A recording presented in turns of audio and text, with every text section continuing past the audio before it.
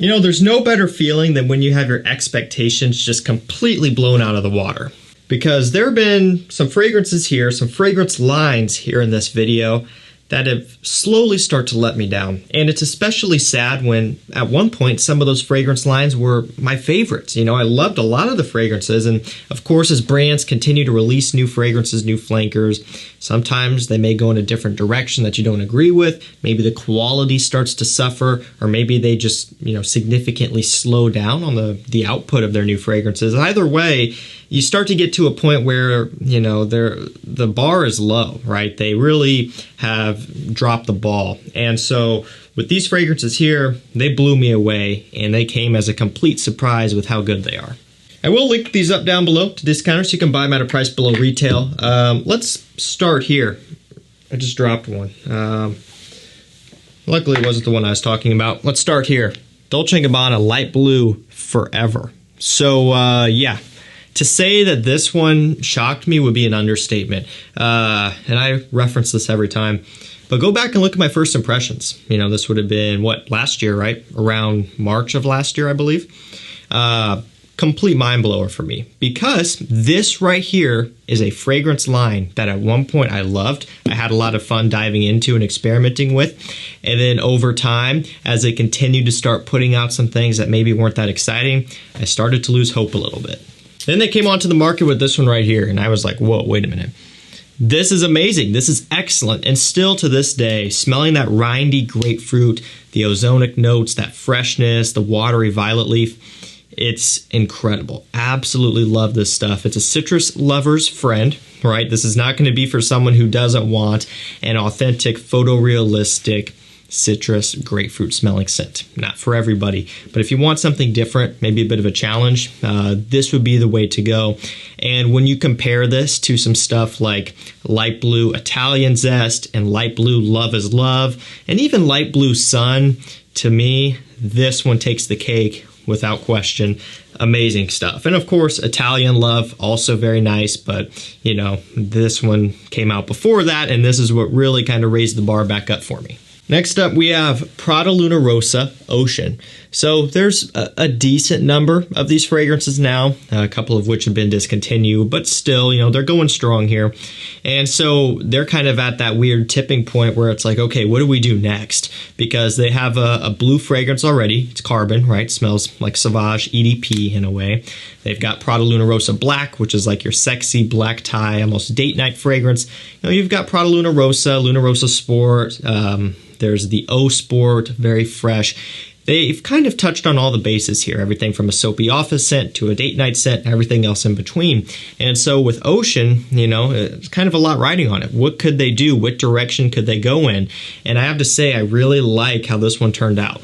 This one has lavender, iris, and bergamot. You know, it has a little bit of a sweetness to it, a little bit of a freshness also. So there's iris with citrus, which is always kind of a fun combo. Almost has this kind of sweetened, fruity accord underneath everything, kind of giving it a little bit of a playful smell, a little bit of a spiciness. You know, in one way, it almost has like a little bit of a cinnamon smell underneath, which sounds kind of weird, but, you know, it kind of gives that off. So it's a nice mixture of a bunch of different things going on. Now, this is another one where not everyone's going to like it or care for it all that much. To a lot, it would be basic and boring and maybe redundant, but I just like it. I don't know, there's something about it. It's just kind of fun, playful, puts me in a good mood, and this turned out a lot better than I thought it was going to. Let's go with a cheapie up next. We have Ferrari Bright Neroli. So whenever it comes to fragrances in this price range, it really is hit or miss. You know, I've made so many blind buys in this price range that have been so bad that I just have never smelled them again, and they've definitely never made it to the channel. You know, one comment that you see often is people say, oh, you talk about the same stuff, why don't you talk about new stuff? People don't realize the amount of searching and blind buying I do, and they just never make it to the channel because they're bad, right? Why would I feature them if they're bad? So I've spent a lot of money on literal garbage junk, especially in this price range as well, which is kind of the price range that people like to be in, you know, $30, $35. So with this here, for that price, it's remarkable. Of course, it has neroli, Orange Blossom, Bitter Orange, Musk. Nothing new. This one's been hyped up before. People know it by now, but it took me a while to get. I just didn't really have the interest in it. You know, when something gets that amount of hype, I just kind of sit on the sidelines and just kind of go towards other things. But finally, after this one came back in stock online, figured I'd go and pick up a bottle, and it's very nice. Great cheapie for spring into early summer. Another line that I was a little bit late to, but I'm slowly getting all of them. Actually, I have all of them now. I'm just waiting on a couple to come in the mail, so that way I can do a buying guide. So that's going to be coming up shortly. Narciso Rodriguez Bleu Noir, and this is the Eau de Parfum. Really, though, you could go with the entire line. They're all amazing. At least I've got 2 more coming, but from what I have, this, the EDT, the Extreme, and then Narciso Rodriguez EDP, so not the Bleu Noir. All of those are amazing. Still got a couple more coming, but so far, all of these have exceeded my expectations by a landslide. Vetiver Musk Cedarwood. It's woody, it's musky, it's masculine. That's all there is to it. Really isn't a whole lot going on, but there doesn't need to be. You know, this one gets its point across without having to be too out there. It doesn't have to try too hard. It's just a masculine, classy scent that doesn't really cost you a whole lot of money on discounters and has a great smell to it and good performance. Let's go with this one, JOOP Homme Absolute up next. So this is a line, or a brand rather, and a line that people can overlook easily, and I understand why. It's easy to get traumatized by the original JOOP Homme and even the Eau de Parfum, all of those, the heavily syrupy, sweet fragrances that, you know, are very polarizing for sure. I'm not really a fan of the originals. Some people are, some people aren't. But I don't want you to write off the entire line. There are a few really good ones. This one, JOOP Homme Ice, JOOP Homme Wild, all very good. The main issue with these is, you know, they go out of stock often, and once they go out of stock, you're going to be waiting a while. Like, I believe JOOP Homme Ice is currently sold out. I want to say JOOP Homme Wild is, or at least it was there for a while. This one is back in stock. You can buy this now until it sells out again, and then you might be waiting. But it's really great stuff, especially for the price. Incense, tonka bean, and black pepper. There's also ylang in here as well. It's a warm, spicy, kind of masculine, you know, a little bit of a traditional smell to it with that smoky incense. So do be careful with this one. If you're a super young guy into aquatics, this is not going to be the path you want to go down. But if you want something more mature, more refined, and again, a little bit more traditional, this is a nice pickup. It's a little bit out of season right now, I understand, but still one I wanted to include. Scoop this one up for fall, winter time, or even a spring evening. Let's go with this one here. We have the one Royal Night by Dolce & Gabbana. I just posted up a deal on this one on my community tab, 100 ml bottles for $49, which is unheard of. In a lot of places, that's actually cheaper than the one Eau de Parfum. For whatever reason, that one's been up to almost mid-60s, $60, $65 for 100 ml for just the original.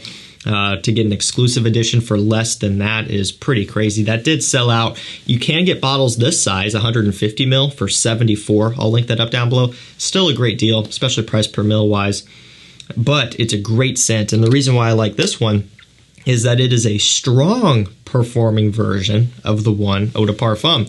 Now, this one does not have the tobacco, which is very unfortunate, but you can layer them, you know. Do a few sprays of this as your base layer, spritz on a couple sprays of the one EDT or EDP just to get that tobacco. You have the base of this one giving off that performance. Eventually the tobacco will wear off, but still it gives you a really nice head start here for something that will last a long time. Dries it down to a nice creamy sandalwood amber base. It's a little bit more smooth. It's less abrasive in some ways than the one is. You know, the one does have that tobacco. It can be a little bit sharp for some people, especially up close. This one is creamy and smooth all the way through. Smells fantastic. And again, the major selling point here is the performance. The performance blew me away because it's the strongest version of all of them that I have that at least still smell like the one. And also just the scent itself. It really is quite nice. Another cheapie up next. This one is really cheap, $20 or so, somewhere around in there. From the brand of PASCAL MORABITO, Sea of Stars. So I don't know if I'm pronouncing that right. Probably not, as per usual, but, you know, we're trying, right? Sea of Stars, that's all you need to know. This one has 3 notes given to us. We've got apple, lavender, and vanilla in that order. Is kind of what I get. Kind of, you know, very lavender heavy. a little bit of that apple up top, a little bit of vanilla. You know, it almost kind of has this more mature take of an Eros smell because, you know, you get the apple vanilla, and that's, of course, very famous in Eros, but also a lavender bomb. So, you know, it's soft, it's kind of musky as well. It's a little bit masculine. Could go either way, though, almost, depending on just kind of what your taste is in fragrances. But the main selling point here is the price. I blind bought this one expecting it to not be good at all, and it turned out actually being nice. Like, it was one where when I tried it the first time, I'm like, oh, that's actually pleasant. It's actually good. It's an eau de toilette. It's a cheapie. You're not looking at the best performance. You're not looking at the best quality, but for the price, this is actually pleasant stuff. Nice one for an evening out, you know, running out real quick, couple hours or whatever. Nice cheapie to throw on. Nice to have around. Let's go with this one next. Rojas L'Homme. I've been talking about this one a lot, primarily because the more I wear it and the more I smell it, the more I like it. Blood orange, juniper berries, cardamom. You know, it's most similar compared to Dolce & Gabbana K, but it's a more refined and, to me, a better version of K. You know, it's more smooth, it's more gentlemanly, more aromatic. There's more going on here. It's a gentleman's fragrance. A little bit of a traditional aspect with how the aromatics are here.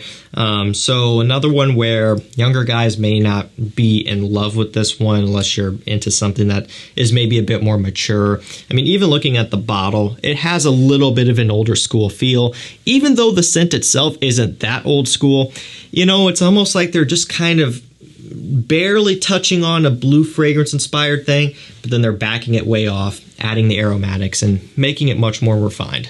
You can get this one online for a really good price as well. I don't know, $30, $40 for 100 mils. Great deal. Highly encourage you to check this one out. One that has exceeded my expectations time and time again, especially at this price point. Second to last, we have Pepe Jeans. This is, shoot, what even is this? Celebrate. I almost had it. I knew I had it. I had it in the back of my mind. I was thinking of a different one that I'm going to be talking about here soon. Celebrate. Very nice scent, especially for the price. Again, I've said that a lot here, but a lot of these are surprising cheapies, surprisingly good. And this is one of them. Blackcurrant, cinnamon, tonka bean, and cacao. It's got a nice sweetness to it, dustiness, powderiness, that sort of thing. Not your traditional, typical scent for sure. Not going to be for everybody. There's going to be some people that will not like this. Telling you right now, blind buy at your risk. But if you're up for a challenge, if you want something different, if you're one of the people who say, oh, designer brands release nothing but the same stuff all the time, this would be your ticket to something that is not the same as everything else. And last up for this video, we've got XX Artisan by John Varvatos. This here is one of their best releases in the past few years, easily. The new teal, in my opinion, is not that great. You know, it's YSLY, Azzaro Wanted, Invictus smelling, but it doesn't offer anything different like YSLY does, or even Azzaro Wanted does, or Calvin Klein Defy does, right? There are a lot of fragrances out there that go in that direction, but teal to me just didn't really do it well. Also, the performance has not been good on my skin, so it's not really making up for it in that area either. But XX Artisan is amazing. It's got vetiver, it's got bitter orange. Oh, it smells amazing. A very high quality, impressive vetiver. A little bit smoky, dry, kind of earthy. What else do we got? Sichuan pepper, so a little bit of a spicy top note opening, you know, kind of mixing with the vetiver. So it's kind of smoky, dry, peppery as well.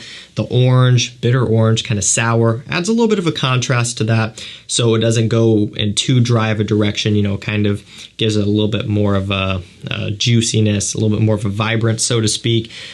Great office scent, great mature, kind of classy scent. You know, a vetiver, it's hard to go wrong with a vetiver. There's so many out there. And this one still manages to be a different take on vetiver. It doesn't smell like Tom Ford Grey vetiver or Guerlain vetiver or Roja Parfums vetiver or really any other popular vetiver fragrance. Of course, it's utilizing the note heavily, so you can draw comparisons there, but it's not really a clone of anything else. It kind of has its own little corner here, and I think that's admirable, especially for the price. And also, performance is not terrible, still not the best, but better than some others for sure. Alrighty guys, that's going to do it for me. 10 fragrances that completely crushed my expectations. Great stuff here all the way around across the board. A lot of cheapies that are good. A lot of fragrances that are maybe a bit more pricey, but still worth the price. Just a nice mix here. I will provide links to these down below so you can get them at a price below retail. Whenever I reference prices, it'll be discounted ones, so hit the links down below. That's going to do it for me. Thank you so much for watching. Stay safe, stay healthy. We'll see you tomorrow with another one. Take care.